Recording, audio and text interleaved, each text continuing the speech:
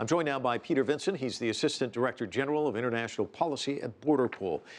Let's start there because the Islamic State supporters asking jihadis in the West to carry out some attacks. This came out in just the last few days, kind of build or capitalize on what happened in Berlin.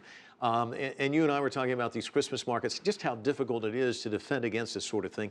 How much security is out there, and what do you see perhaps happening New Year's Eve in terms of ramping up?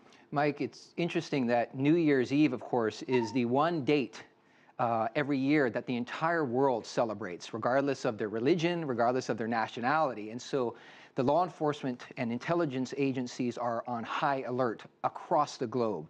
They are very worried about the so-called Islamic State, either engaging in a highly coordinated, simultaneous attack, or individuals that are directed or inspired that operate in smaller cells or as so-called lone rats.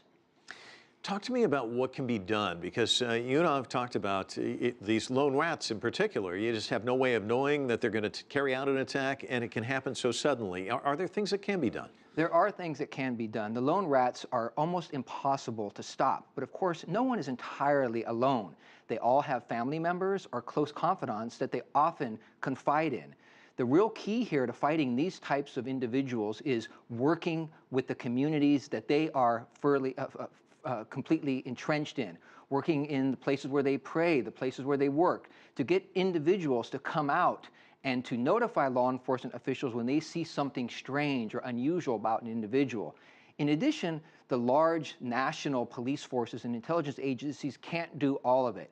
It is extraordinarily important that state and local officials across the world who know their communities better than the national officials are also watching closely to see if there are any sorts of aberrations happening within their communities. Let me ask you about the German Chancellor's comments, because you work with an agency that deals with borders, and borders being porous in Europe, that's been an issue, and she's talking about perhaps taking some steps.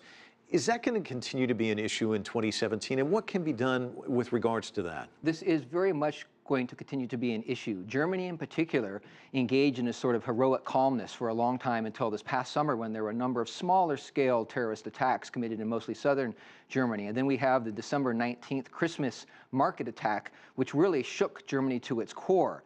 Germany now is talking about taking measures that it had never talked about before, primarily because of its history following World War II, the fascist state, and real concerns regarding surveillance, regarding putting in a lot of sorts of technology, including closed-circuit television, that other nation states throughout Europe and, in fact, across the globe have already done. I think we're going to see Germany really engaging in a much more concerted effort to leverage technology, to leverage electronic eavesdropping, and to have much more closed-circuit televisions like we have in London and in Dubai and other places. When we think of New Year's attacks, one that stands out, of course, is Cologne, where these mobs attack these women's sexual assaults, robberies, and only just recently it was learned that some of the security hired were actually migrants. Some of them alleged that they were drunk or actually disappeared at the time of this. What about stepping up security? What needs to be done there? And then what about this black eye for Germany with regards to this particular case? Chancellor Merkel and Germany are in a particularly vulnerable position because Chancellor Merkel, through her open door policy last year, welcomed more than 1 million refugees.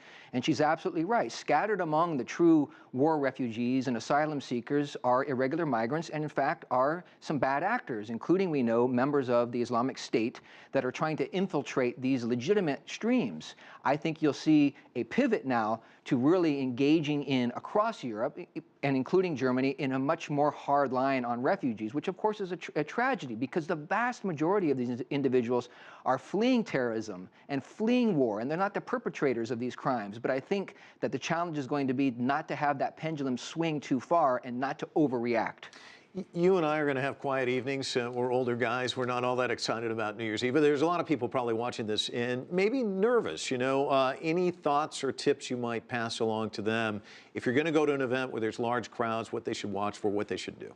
Mike, I think the key here is that people should go out and live their lives. They should love, they should celebrate the miracle of life, and they should go out to events. Law enforcement and intelligence agencies are working very hard across the globe to make sure that people are able to celebrate with security. I think it's important that we all get out there and celebrate. You'll see a great number of uniformed police and security officials at events like the one in New York City and in other venues. You'll also should know that there are lots of folks who are not uniformed but are keeping a very close eye on individuals who may be there to engage in some sort of terroristic activity. Well, let's hope it's a quiet evening, and I hope you enjoy the new year. Thanks so much for stopping by. Indeed, Mike. Thank you.